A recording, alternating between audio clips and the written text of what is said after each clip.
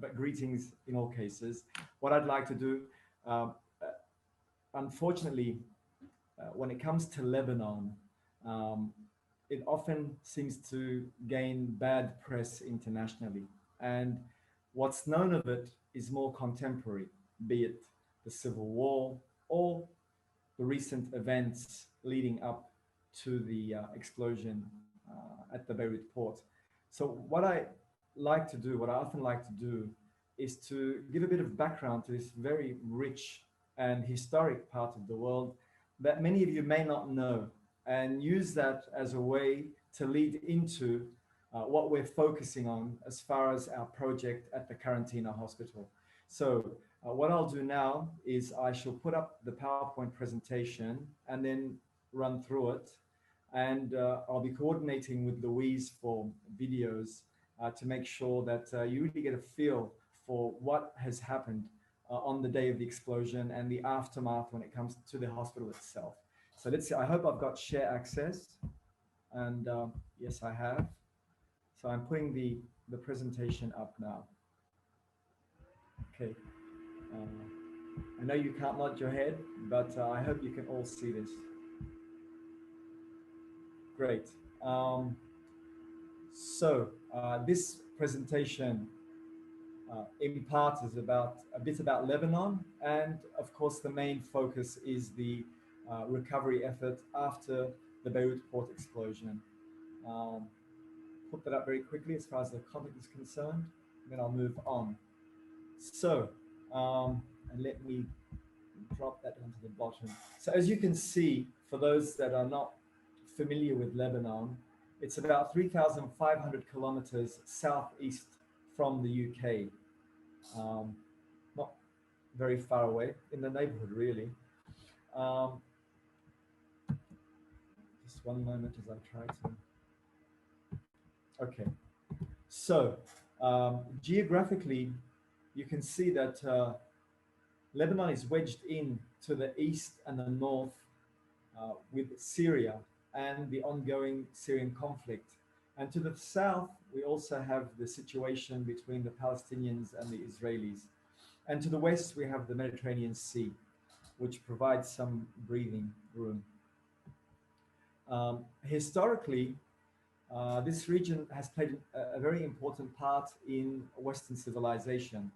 It was indeed, or is called, the cradle of Western civilization. And the first settlements of agriculture date back 9,000 years before Christ. Of course, you're familiar with names like Mesopotamia, Phoenicia, and Egypt. And where Lebanon currently is, was historically the Phoenician part of this region in the Middle East. Of note, the Phoenician civilization was a seafaring and trading civilization. And it basically developed relations throughout the Mediterranean in South Europe and North Africa. And indeed went up as far as the British Isles. You'll notice that the major Phoenician cities were Byblos, Sidon, and Tyre. And of note, you'll see that we basically, not I personally, but the Phoenicians gave the world the phonetic alphabet. So all phonetic alphabets originate from the Phoenician alphabet. We've had many empires that have come through and dominated this part of the world, from the Greeks to the Romans to the Persians to the Assyrians to the Babylonians to the Arabs, and so on and so on. From the mid-1500s until the end of World War I, the region, and this region, was controlled by the Ottomans. And you'll note that at the time of Ottoman rule, Beirut was a state which actually spanned the Eastern Mediterranean as far north as the present Turkish border and south into present-day Israel/Palestine. And around Beirut itself, what was known as Mutasarrifiyat Mount Lebanon. It was a special autonomous region which had very close links with France. And that region had an important role to play in the development of Lebanon at the end of World War Um, of note, in 1916, as the World War One was taking off, the Sykes-Picot Agreement was signed, and that agreement talked about how the Middle East would be carved up at the end of the war between the British and the French. And the blue zones were basically the zones that the French would control.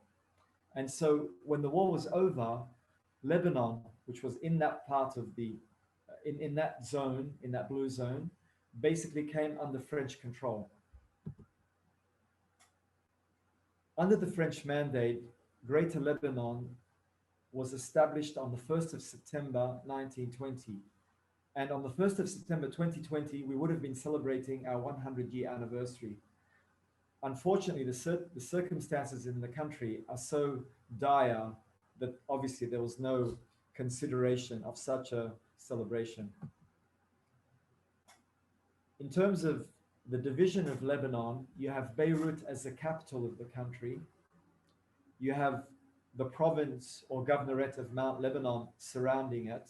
To the north, you have Mount Lebanon. To the south, you have the South Lebanon province. And in the east, you have the Bekaa province. And you'll notice the major port cities of Lebanon, Beirut, Tripoli, Byblos, Sidon, Tyre, date back to Phoenician times. They were, in fact, Phoenician city-states. What's often misunderstood about Lebanon is geographically, or from a geography point of view. We have no deserts, we have no camels. We have snow, yes, and we do ski, and our peak is 3,088 meters. Now, this is where it gets interesting. We have 18 different religious sects in Lebanon. Of note, the Maronite Christians, the Sunni Muslim, and the Shiite Muslims, in addition to 15 others like Druze, like Greek Orthodox, like Armenian Orthodox, Armenian Catholics, and so on and so on.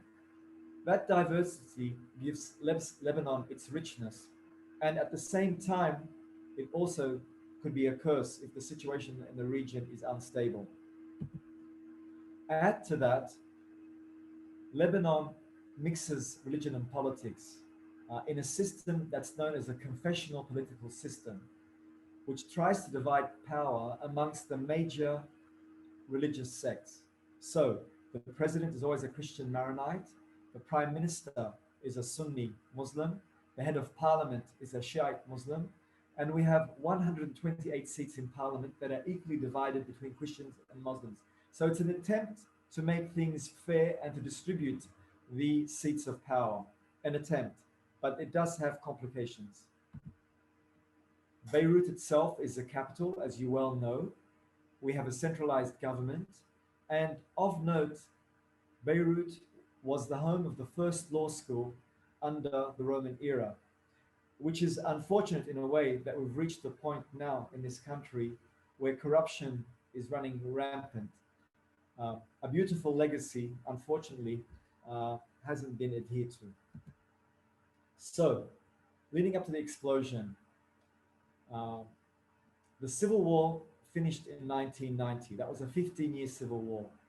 And from 1990 until 2020, even though there were hopes of rebuilding, of a prosperous, bright future for Lebanon, it has been 30 years of political dysfunction, political bickering, corruption, clientelism, which has, over the period of 30 years, made the country go downwards and downwards in a continual negative spiral.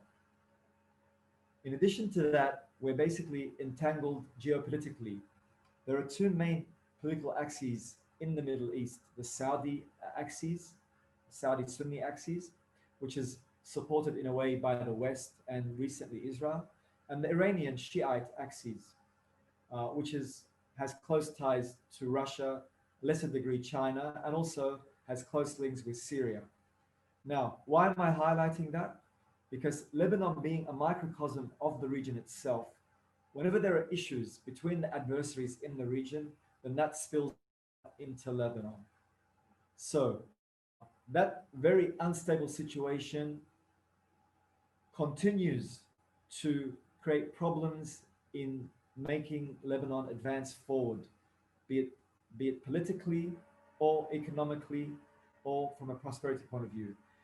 The deterioration reached such a point that a revolution started on the 17th of October in 2019.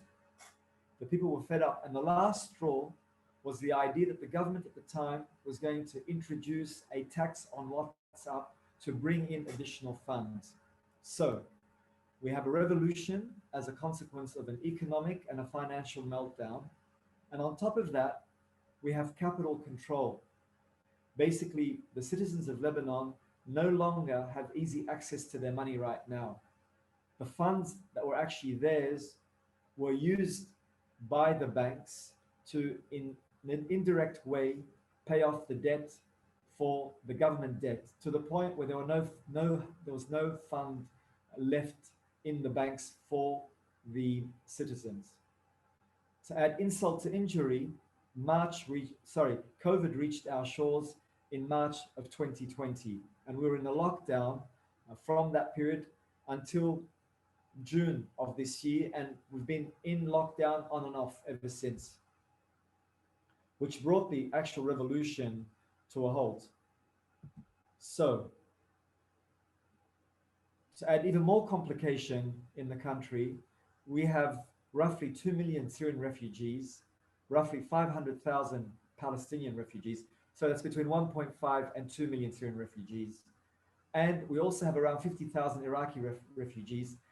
And in fact, we have the highest per capita amount of refugees anywhere in the world. And this puts enormous pressure on an already broken system. And so with that background, let me pass this, we get to this point. On the 4th of August, we have the explosion in Beirut, which devastated the entire city. And to get a bit of a feel for how devastating it was, perhaps I can stop sharing here and allow Louise to play the video. Can you do us the honors, Louise? Sure. Yes, sure. There we go.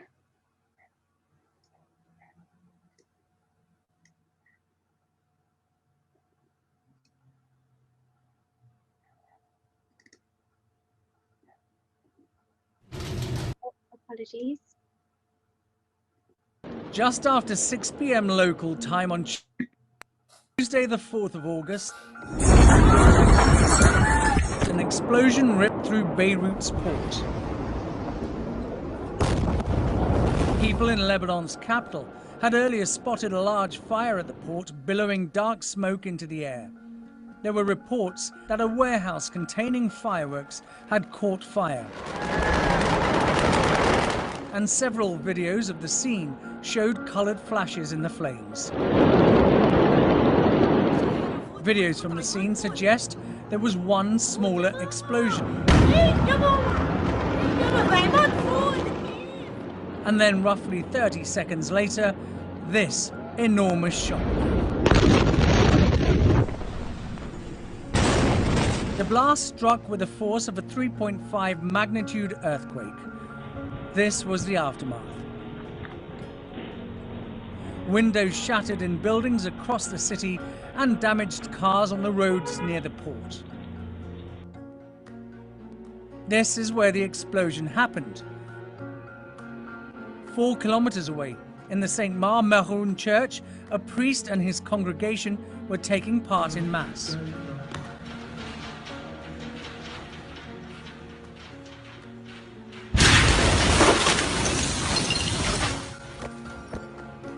The explosion was caught on camera 11 kilometers away in the Dabia Marina. The blast was so big that it was heard from the mountains. This video from the town of Brumana, 15 kilometers away, shows how far the shockwave reached. It was even heard and felt as far away as Cyprus, more than 125 miles across the Mediterranean. Aerial shots show the scale of the destruction of the port. It reportedly housed 85% of Lebanon's supply of grain, which was a strategic food reserve in a country crippled by economic meltdown.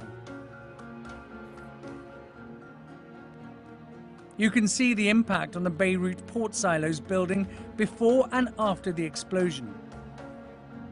Surrounding the silos were corrugated iron and steel structures that have mostly been destroyed. These satellite images reveal the extent of the damage. This crater was once a warehouse. Now it's underwater. The colossal force was caused by the explosion of 2,750 tons of ammonium nitrate, a highly reactive chemical which was being stored unsafely in a hangar on the port. Lebanon's Prime Minister Hassan Diab has promised that those responsible for the catastrophe will pay the price.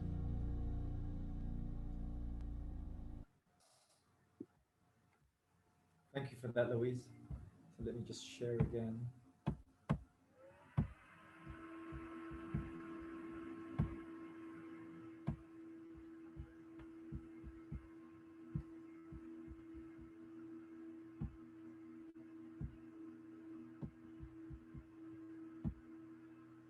Okay, so the consequences of the blast. You can have a good idea from this map of the impact of the explosion. The city of Beirut, if you can see my cursor, is just around this area here.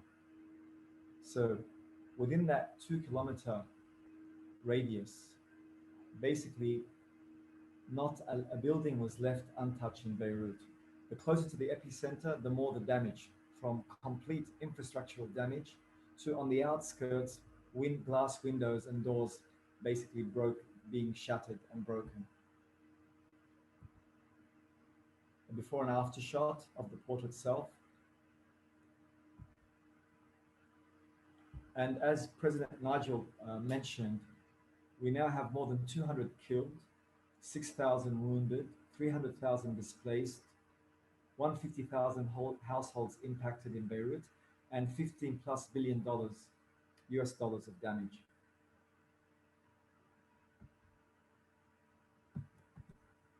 So, in the aftermath of that, we as a club, Beirut Cosmopolitan, sat down and looked at what are the needs for this recovery. And as Louise mentioned, there were immediate needs and there were long-term needs. On the immediate side, medical supplies, PPE equipment, food and shelter, and cleaning up, of course. And here on this point, it was amazing to see how the first responders were our youth, rushing to the streets to see if they can help cleaning up, supporting the elderly, and seeing what they can do from an immediate point of view. On the long-term side, which is where we decided to focus our efforts, we looked at a number of items: repairs and reconstruction, psychological trauma support, and having an impact on the environment through collecting recyclable material. Now, while we're working on the long-term, sorry, we just get this one right. So long-term, we basically decided to focus on the public hospital in Quarantina. This hospital is in fact 900 meters away from the epicenter of the explosion. And as a result of the blast, it was completely devastated.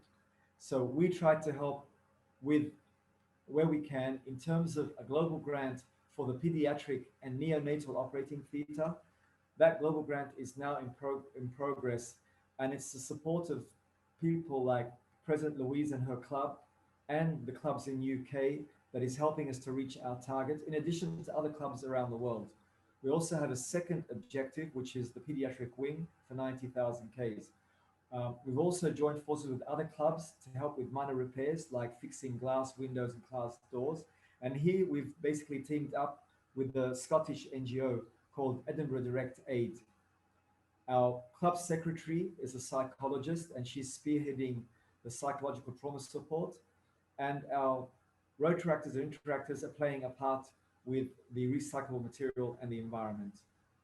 What I'd like to do here is switch back to Louise so she can play the video that gives you an indication of the impact on the Quarantina hospital. So I'll stop sharing and go to Louise.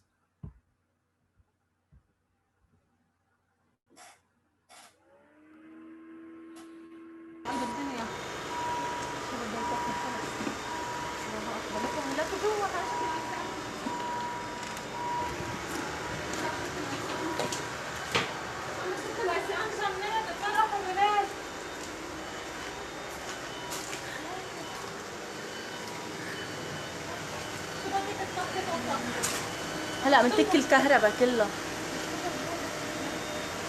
هيدا العيسيان يا صبايا. ايه؟ لا لا منيح. فينك تسمعنا الصوت بعدين؟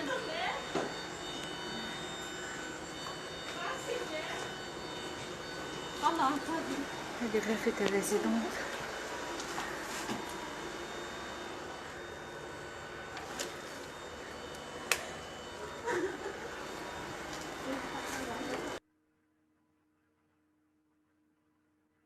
Thank you, Louise.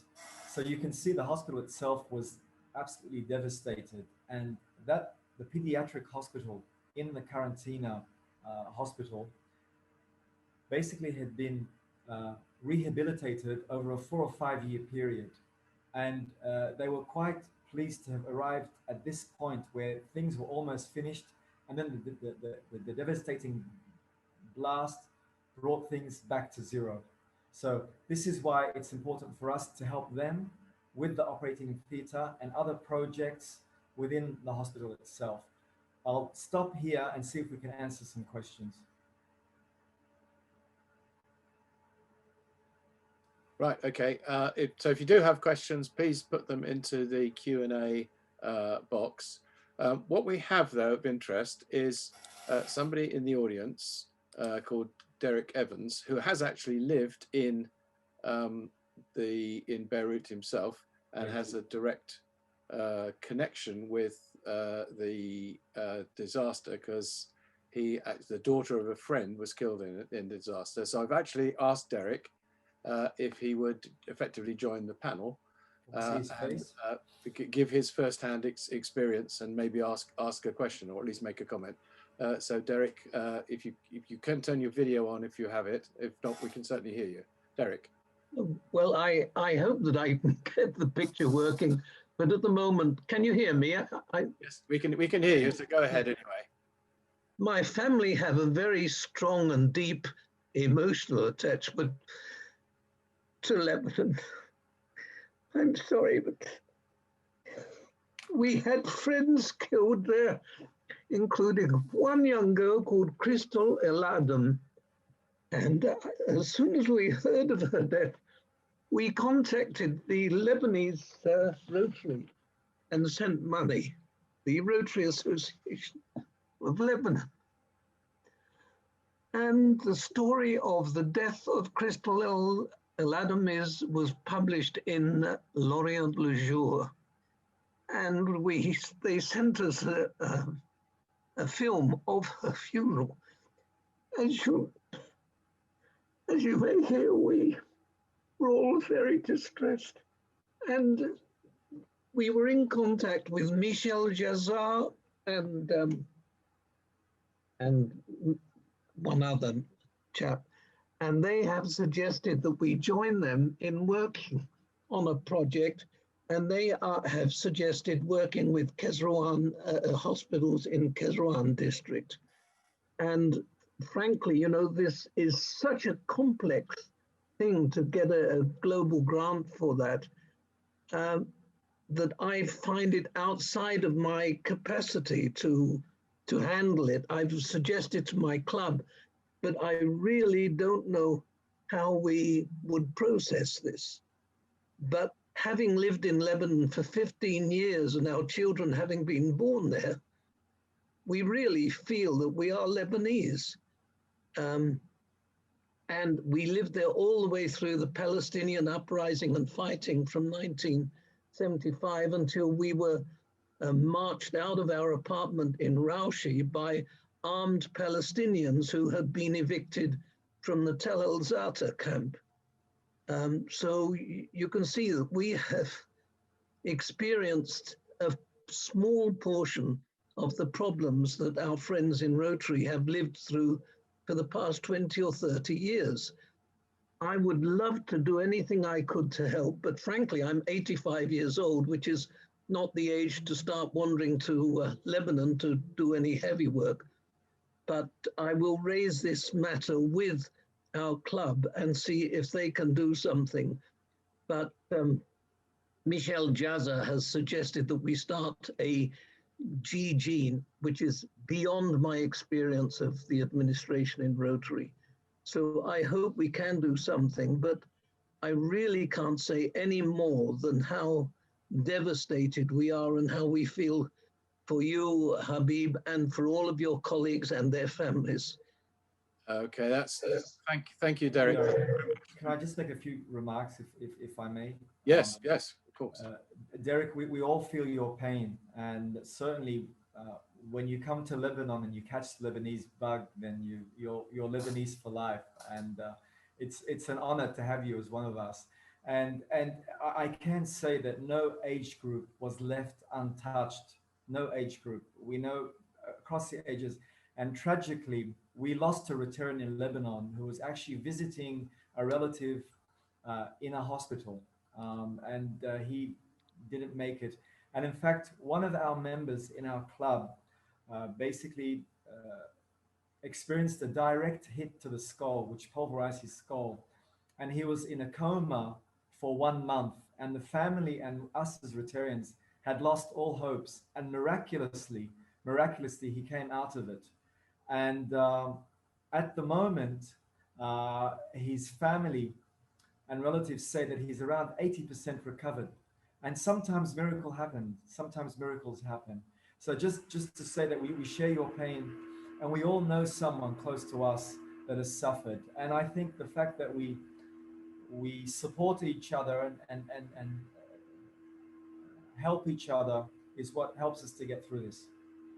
Okay, fine. There was implied in Derek's comments was, obviously he feels, like all of us do, feel somewhat helpless. Besides giving you money, which we're trying to do, is there anything else that individuals or Rotary you think could be doing, Habib? Look, I think really the best way to approach this is to coordinate with Rotary clubs in Lebanon. We have an international network. We abide by certain values and principles. So you know that whether you're in Beirut or in the UK, then we subscribe to the same set of values. So make use of that infrastructure. Now, the easiest way is to basically, if clubs in Beirut identify projects, clearly defined projects, then basically see how you can support them. We've started with one, but as you saw, we have 10 to $15 billion in damage. So, but each contribution, each small contribution, each project helps to save lives. So if we start somewhere, I mean, it takes drops to fill an ocean, ultimately. Yeah, there is a question which is about, given Lebanon's reputation for corruption, how is Rotary ensuring that the money is used properly? Which the questioner says they're sure they are, that's not a doubt, but just how is making sure? Look, again, the fact that we as Rotarians abide by certain values and principles, and I can speak for our club, we have a history of collaborating with international Rotary clubs on global grant projects. Our record is unblemished. That's point number one.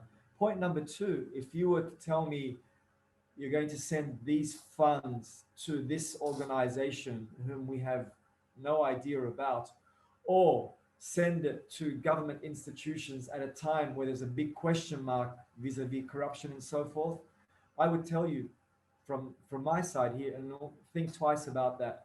But I think what should be reassuring for you is that you're dealing with Rotary clubs and Rotarians, and the funds that are coming, they're coming into these clubs' accounts.